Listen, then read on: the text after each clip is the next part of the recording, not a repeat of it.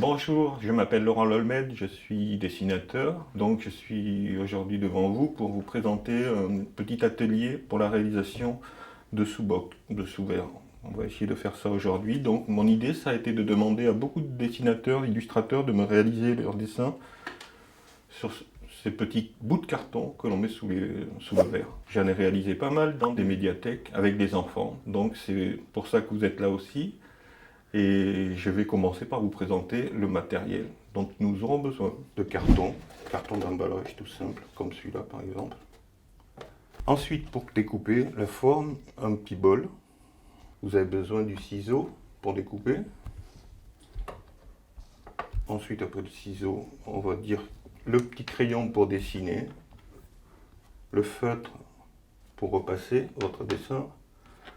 Et enfin, je vous montre le crayon que j'utilise moi, le crayon télévision.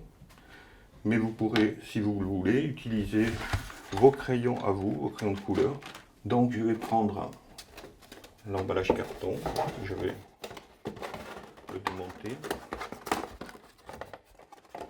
pour le mettre à plat avec le ciseau. Voilà, une fois que j'ai le carton, je vais prendre le petit bol pour tracer la forme du sous-verre. Puis je découpe le cercle le plus proprement possible. Donc je vais commencer mon dessin. Je vais vous montrer comment je dessine mon personnage que j'ai inventé pendant le confinement qui s'appelle René le Confiné. Alors René, c'est un personnage, il a la particularité d'être très simple parce qu'il n'est fait que d'ovales. Donc je commence par la forme de la tête. Les yeux sont ovales. Le nez de René, la bouche, les oreilles,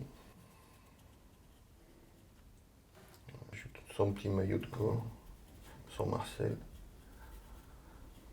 avec un petit bras, les pupilles, ovales. Après, ce qui n'est pas ovale, c'est les trois poils, les trois cheveux qu'il y a sur le caillou, les sourcils. Je rajoute des dents ovales. Ensuite, je rajoute une marge, comme je fais souvent sur mes sous-verres. Voilà, ça c'était pour vous montrer qu'on peut faire des personnages avec des formes très simples. Donc je vais repasser un peu tout ça. Je vais rajouter derrière une fenêtre.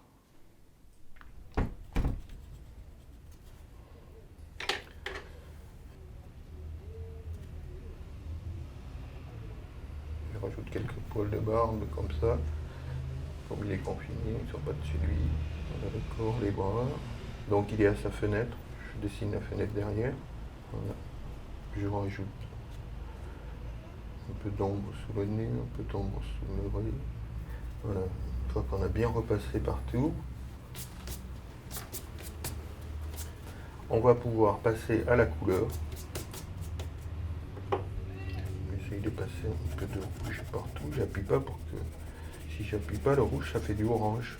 Ça fait un peu la couleur de la peau comme ça. Alors, il y a des endroits, par exemple sur les joues, j'appuie un peu pour que ça lui fasse un peu les joues rouges.